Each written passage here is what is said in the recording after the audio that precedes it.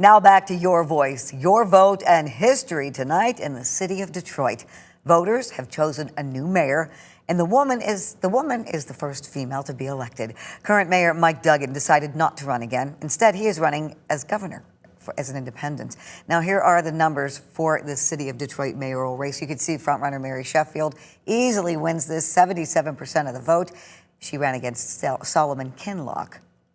Now, our 13 on your side political reporter Josh Albertus has also been following this race. He joins us now with an update of what he's learned. Josh. Yeah, the wind certainly seemed in Sheffield's favor going into tonight. Current City Council President, the Detroit News and Channel 4 over in Detroit have put out a poll just late last month that suggested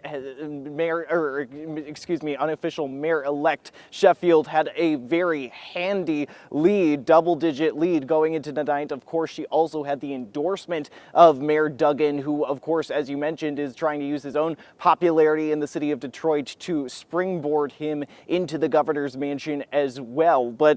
And now that race has been called handily, as we mentioned, for Sheffield. 54-point lead at last check, with all precincts in the city partially reporting. Now, because of the power of the mayor of Detroit, the size and influence of the city itself, we've talked about the potential regional impacts it could have. We brought you that story a few weeks ago when it came to the regional environment. When it comes to things like those increasing, it seems, Canadian wildfires, we've seen the mayor of Detroit has broad power, including over proposing the city's budget, which could set priorities for the cities in areas like the environment and emissions, which many experts seem to agree are fueling that. But Sheffield focused some of her messaging on the campaign on what she asserts would be economic empowerment. And of course, the Motor City is an economic staple here in Michigan. That goes without saying. So whether she can translate that with city leaders into increased business investment, into increased size for the city, could impact the statewide economy. We hear about things like auto jobs or perhaps other sectors Detroit may offer or seek to boost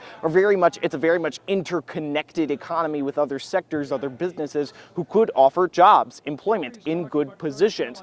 It's also one of the largest ports of imports and exports in the country, according to data, a major trade connector with Canada, the #2 trading partner of the U.S. as of this summer, according to the Census Bureau, only behind Mexico. But obviously, being a business-friendly city, that Mayor-elect Sheffield would not have the power to influence international trade directly, but being perhaps what some would consider a business-friendly city or a welcoming city could factor into that. So we'll have to see if unofficial Mayor-elect Sheffield does indeed is able to translate on those goals and see how that has to do with a regional impact. Juliet.